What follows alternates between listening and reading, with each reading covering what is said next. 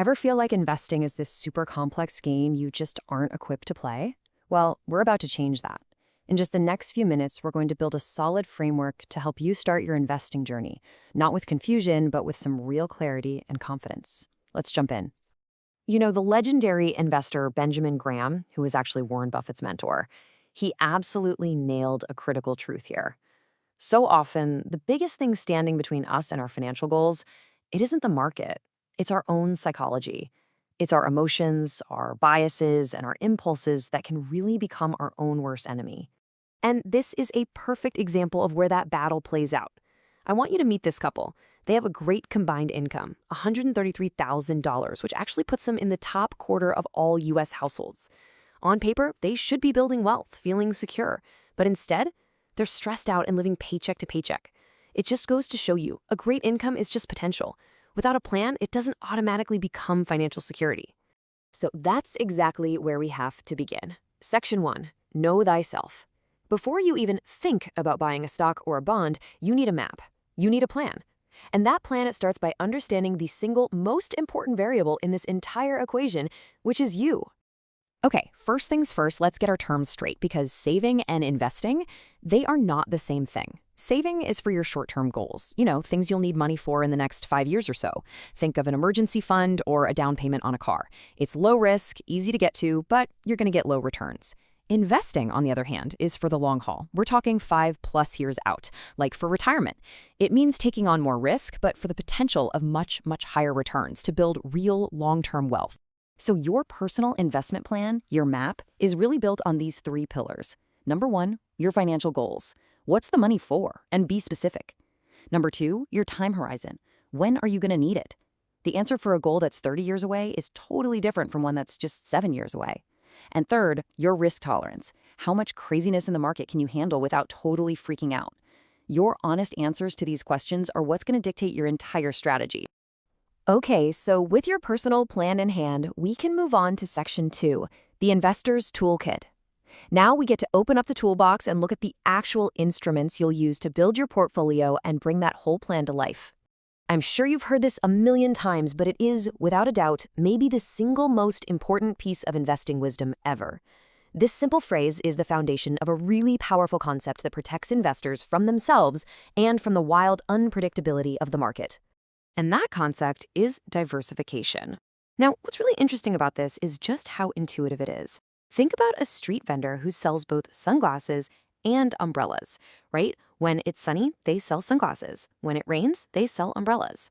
By diversifying what they sell, they lower the risk of having a terrible day. Well, investing works pretty much the same way. So these are the basic building blocks you're going to use to diversify. Stocks mean you own a piece of a company. They're the growth engine of your portfolio. But yeah, they come with higher risk. Bonds are basically loans you're making, and they provide stability with more modest returns. ETFs, or exchange-traded funds, are fantastic tools because they're like pre-made baskets of stocks or bonds, giving you instant diversification. And then there are REITs, which let you invest in real estate without the headache of actually being a landlord. So, how do all these building blocks fit together? Well, this brings us to something called asset allocation, which is really just a fancy way of saying, how are you going to slice up your investment pie? A pretty classic mix for, let's say, a moderate risk investor with a long time horizon might look something like this: 60% in stocks for growth, 30% in bonds for stability, and maybe 10% in alternatives. Your personal mix, of course, is going to depend entirely on the plan you built back in step 1. All right, you've got your plan and your tools. You're ready to go, right? Well, almost. In Section 3, we have to talk about dodging the common traps. These are the psychological monsters hiding along the path that can wreck even the best laid plans. And here are the 3 biggest ones. First, trying to time the market. That's jumping in and out, trying to catch the perfect bottom and the perfect top. It's a fool's errand, trust me. Second is chasing performance. This is when you pile into an investment after it's already had a huge run-up, which is a classic recipe for buying high. And third, and this is probably the most important one, is making emotional decisions, selling everything in a panic when the market drops or getting greedy at the top. And this right here brilliantly illustrates the antidote. You see, successful investing isn't really about timing, it's about time. Staying invested through all the market's ups and downs has proven to be a far, far more reliable strategy for building wealth than trying to guess its next move. So, and this point is absolutely crucial. If you jump out of the market because you're scared, you are incredibly likely to miss the best recovery days. Tons of research shows that many of the market's biggest gains happen immediately after major drops. Missing just a handful of those best days over a few decades can literally slash your long-term returns. This brings us perfectly to our fourth section, winning the long game. Because investing isn't a sprint, it is a marathon. Winning is all about establishing a disciplined process that you can stick with for years, harnessing some of the most powerful forces in all of finance. And the most powerful force of all is compound interest. I mean, Albert Einstein supposedly called it the eighth wonder of the world. It is the magic that happens when your investment returns start earning their own returns. It's a really slow process at first, but over time, it creates this unstoppable financial snowball. Just look at how this works when you reinvest your dividends. You start with 10 grand. In year one, you earn some dividends and you reinvest them. Okay, now you've got a little more money working for you. In year two, you earn returns on a bigger pot of money. Fast forward 20 years, and just through the power of compounding alone, your initial $10,000 has snowballed into over $42,000. That's the magic right there. Now, the other key discipline for the long game is something called rebalancing. So let's say your plan calls for a 60-40 mix of stocks and bonds. If stocks have an amazing year, your portfolio might drift to, say, 70-30. Rebalancing just means selling some of the winner, the stocks, and buying more of the laggard, the bonds, to get back to your 60-40 target. What it does is it forces a buy low, sell high discipline, and it takes emotion completely out of the equation. So what does this all add up to?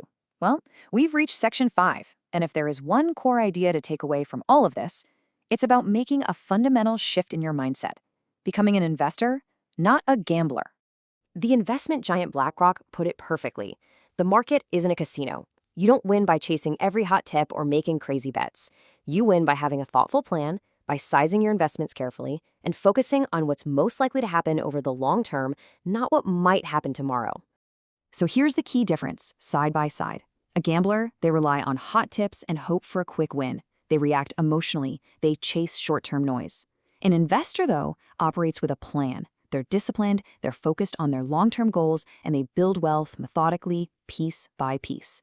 They're that street vendor with the sunglasses and the umbrellas, ready for any kind of weather.